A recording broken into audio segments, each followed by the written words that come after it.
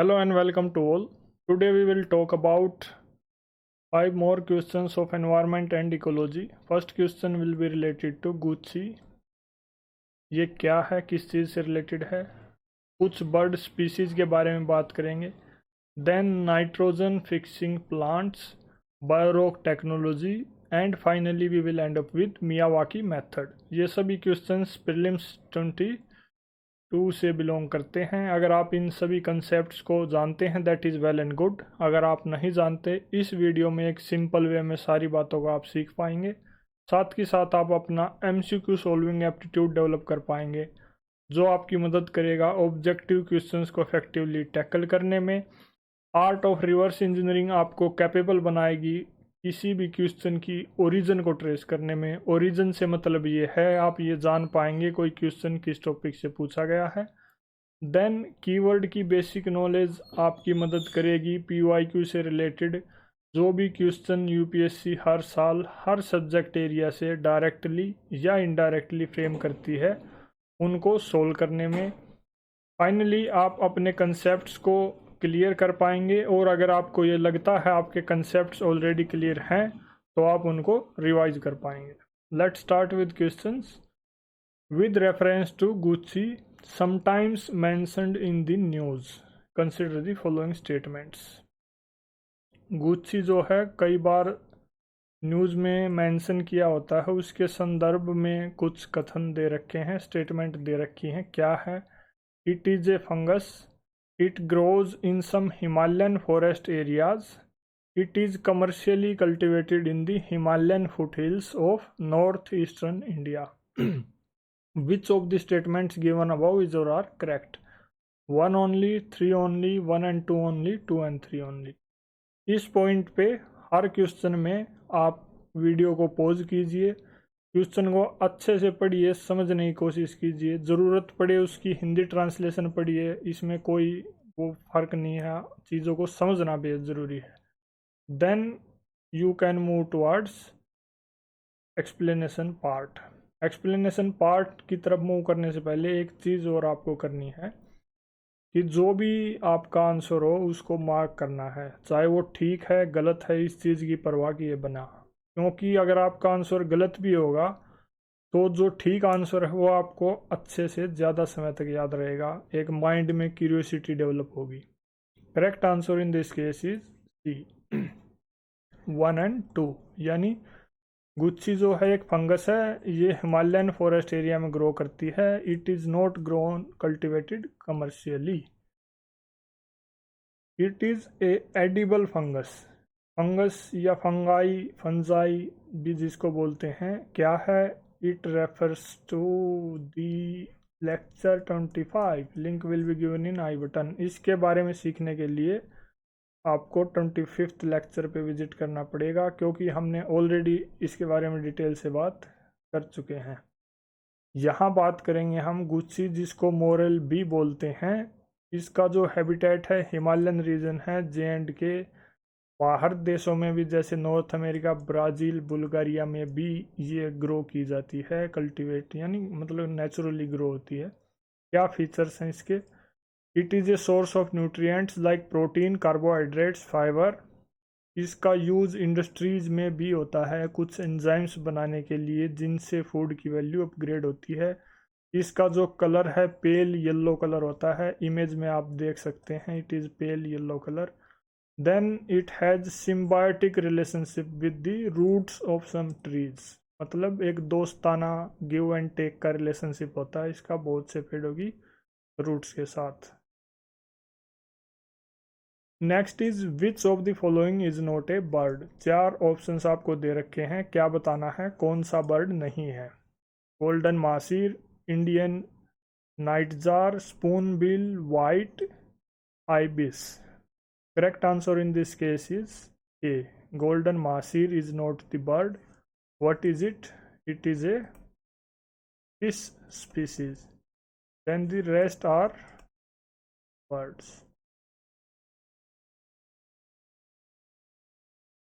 Golden mahseer, इसको Himalayan Masir भी बोलते हैं. एनवायरनमेंट लेक्चर 18 में हमने एक क्वेश्चन डिस्कस कर रखा है, वहाँ पे मासीर के बारे में एक क्वेश्चन आया था.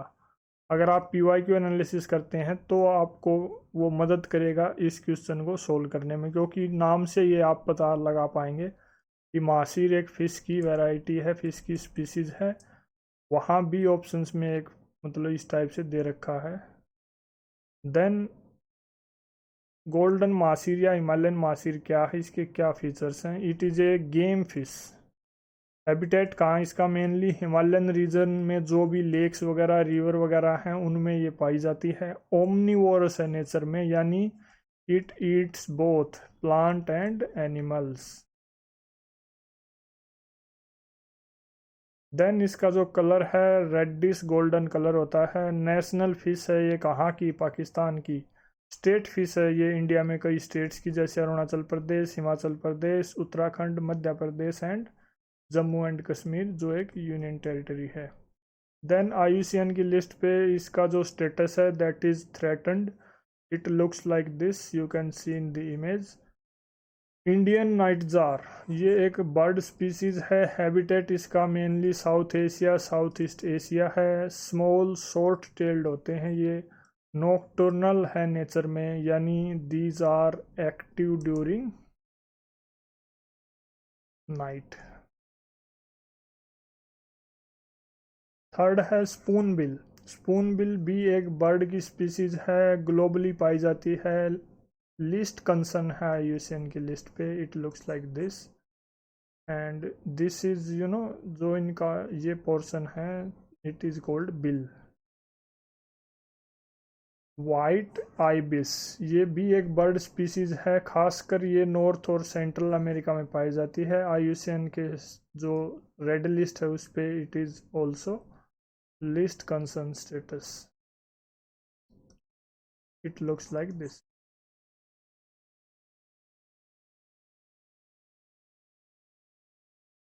दिस इज क्वेश्चन नंबर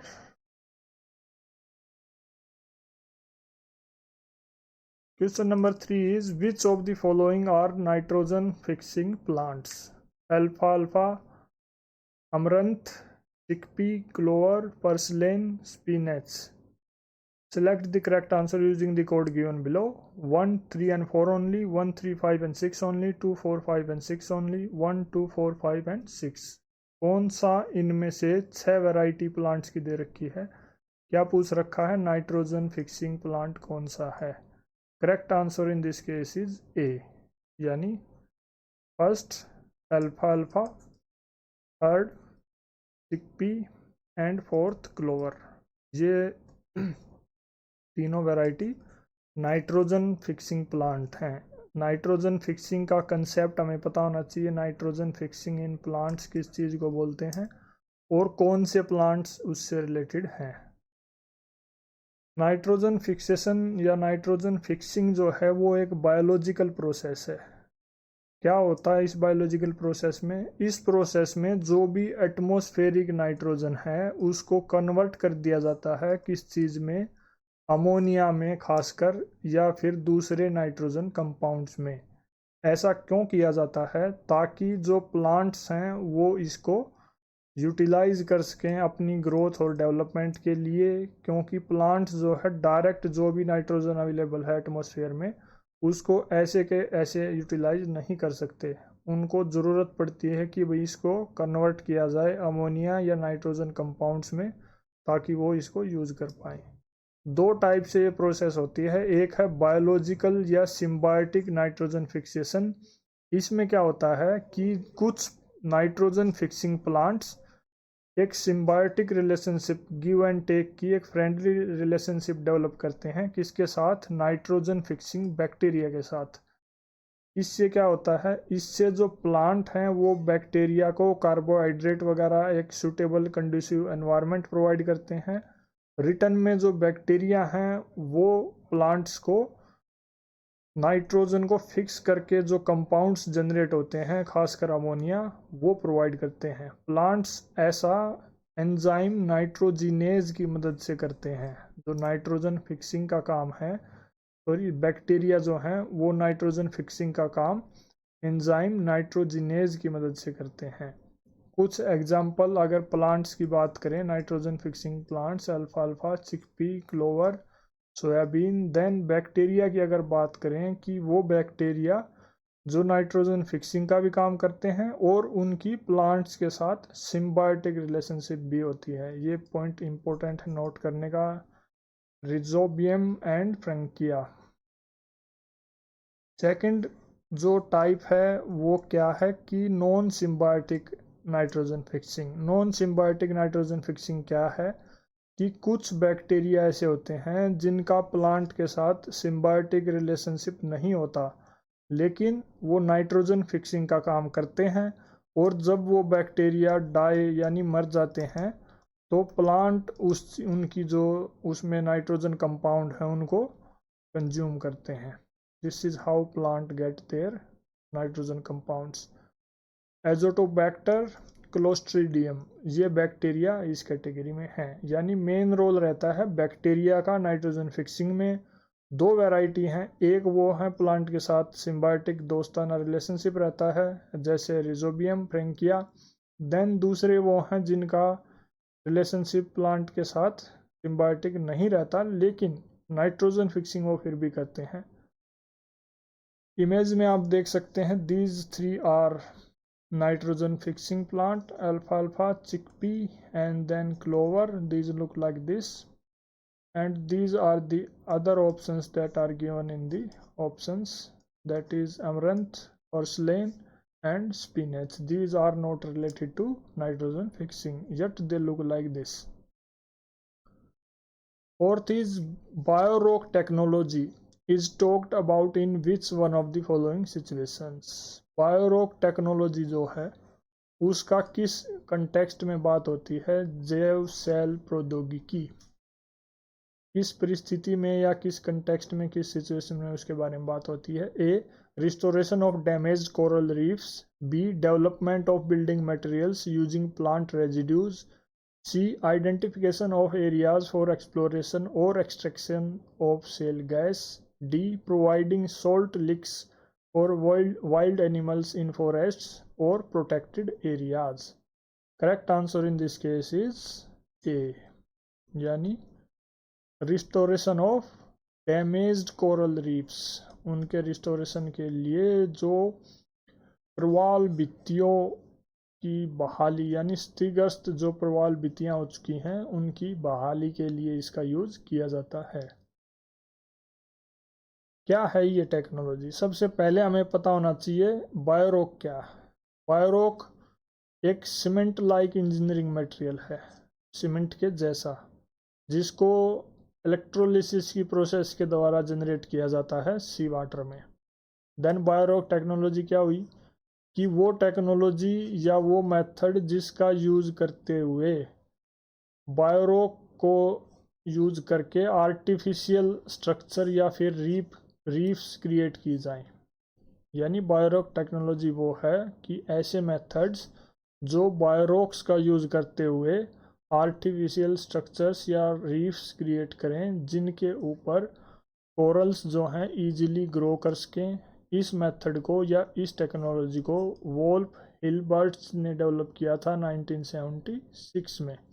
क्या प्रोसेस रहती है इस टेक्नोलॉजी में पूरी कि जो भी सी वाटर है, ये आप देख सकते हैं, दिस इज सी फ्लोर। यहाँ पे एक ये जो केज टाइप का आपको दिख रहा है, ये एक स्ट्रक्चर इंस्टॉल कर रखा है इस चीज़ के लिए, कोरल्स को ग्रो करने के लिए। दिस इज मेटालिक स्ट्रक्चर, ये स्ट्रक्चर क्रिएट किया जाता है एंड देन एक low voltage electric current release किया जाता है इसी जगह पे। Due to that electric current electrolysis की प्रोसेस स्टार्ट हो जाती है। इलेक्ट्रोलिसिस की प्रोसेस की वजह से कार्बोनेट आयंस और कैल्शियम आयंस जो सी वाटर में प्रेजेंट होते हैं वो रिलीज होना शुरू हो जाते हैं, और एक स्टेज पे जाके कुछ समय बाद दोनों आयंस कंबाइन करके कैल्शियम कार्बोनेट बना लेते हैं, और वो धीरे धीरे इस मेटल के स्ट्रक्चर पे डिपॉजिट होना स्टार्ट कर देते हैं। डिपॉजिट होने के बाद कुछ टाइम बाद दे फॉर्म ए रीफ। इस रीफ पे कोरल्स जो हैं वो इजीली और एक बेहद फास्टर वे में ग्रो करती हैं। That is all about biorock technology. Corals के बारे में आपको जानना है, कोरल्स क्या हैं, तो उसके बारे में एनवायरनमेंट के लेक्चर नंबर 16 क्वेश्चन नंबर 5 में डिटेल से बात हो चुकी है। Link will be given in I button. Moving to the next question, no sorry 3 more things are left। या बायो बेस्ड टेक्नोलॉजी, ये बी मतलब 3 स्टेटमेंट्स जो हमें दे रखी है, यानी ये 3 स्टेटमेंट्स ये किस बारे में बात कर रही हैं, इसके बारे में डिस्कशन करेंगे। बायो बेस्ड टेक्नोलॉजी क्या है कि वो मेथड्स जिनका जो मतलब प्लांट रेजिड्यू को यूज़ करके बिल्डिंग मटेरियल डेवलप करते हैं, उनको उस टेक्नोलॉजी को बायो बेस्ड टेक्नोलॉजी बोलते हैं। सेल गैस प्रोस्पेक्टिंग क्या है? सेल गैस प्रोस्पेक्टिंग मतलब कुछ मेथड्स या टेक्नोलॉजी का यूज़ करना, किस बात के लिए? सेल गैस से रिलेटेड एक्सप्लोरेशन करने के लिए, एक्सट्रैक्शन करने के लिए। Then there is supplementary feeding. Supplementary feeding क्या है? ये एक प्रैक्टिस है जिसके ज़रिए एडिशनल फूड रिसोर्सेज प्रोवाइड किए जाते हैं, किसको? वाइल्ड एनिमल्स को। क्यों? ताकि उनकी जो नेचुरल डाइट है उसको सप्लीमेंट किया जा सके, कुछ उनकी अगर न्यूट्रिशंस की एडिशनल नीड्स हैं जिससे वो हेल्दी वे में रह सकें, उसको पूरा किया जा सके। इन फूड रिसोर्सेज में सोल्ट लिक्स, मिनरल ब्लॉक्स वगैरह प्रोवाइड किए जाते हैं। सो दीज 3 स्टेटमेंट्स जो थी ये इन 3 कीवर्ड्स के बारे में बात कर रही हैं। अगर development of building materials using plant residue तो इसको बोलेंगे बायो बेस्ड टेक्नोलॉजी। इस वे में हमने वो सभी 3 कीवर्ड इनके डिफाइन कर रखे हैं। Next is the Miyawaki method is well known for the. Miyawaki method जो है वो किस बात के लिए जाना जाता है, विख्यात है? मियावाकी पद्धति, मेथड इज पद्धति। A promotion of commercial farming in arid and semi arid areas. B development of gardens using genetically modified flora. C creation of mini forest in urban areas. D harvesting wind energy on coastal areas and on sea surfaces. Correct answer in this case is C, यानी urban areas में mini forest, लघु वन create करना, उनका सर्जन करना शहरी क्षेत्रों में। That is the main purpose and that is why this method is known. Miyawaki method क्या है? ये सिंपल शब्दों में अगर बोलें तो एफोरेस्ट्रेशन का एक मेथड है, मतलब ज़्यादा से ज़्यादा पेड़ लगाएं, गहरे, डाइवर्स और जल्दी से ग्रो होने वाले फॉरेस्ट ग्रो किए जाएं, यानी लगाए जाएं, नेटिव ट्री स्पीसीज का यूज़ करते हुए, खासकर जो बैरन लैंड्स हैं जिनका कोई यूज़ नहीं हो रहा उस ज़मीन पे। इसको किसने डेवलप किया? जो जापानीज़ बोटनिस्ट हैं डॉक्टर अकीरा मियावाकी, उन्होंने इसको डेवलप किया था। फीचर्स क्या हैं इस मेथड के? मेन बात यह है कि इसमें जो नेटिव प्लांट स्पीसीज है, यानी जिस एरिया में इसको आपको एफोरेस्टेशन यानी जो फॉरेस्ट है उनको ग्रो करना है, आप वहीं के लोकल प्लांट्स का यूज़ कीजिए। हाई प्लांट डेंसिटी होनी चाहिए, ज़्यादा से ज़्यादा मतलब कम स्पेस दे देंगे, ज़्यादा से ज़्यादा प्लांट लगाएं। देन प्लांटिंग इन मिक्सचर्स, एक जगह पे एक प्लॉट पे अलग अलग प्लांट्स की वैरायटी को लगाना है। Then finally there is no soil preparation, यानी मिट्टी को ज़्यादा छेड़छाड़ नहीं करनी है, ज़्यादा कल्टीवेशन या फिर उसमें कुछ ज़्यादा उसको टिलेज वगैरह नहीं करना है। So your seed as it is, मतलब सिंपल वे में करना है। That is Miyawaki method. That is all about these questions. अगर आपको कुछ रेलिवेंट और अच्छा सीखने को मिला देन ज़रूर हमें कमेंट करके बताएं। साथ ही साथ आप अपने सजेशन भी शेयर कर सकते हैं जो हमें चीज़ों को और बेहतर बनाने में मदद करेंगे। That is all, thank you.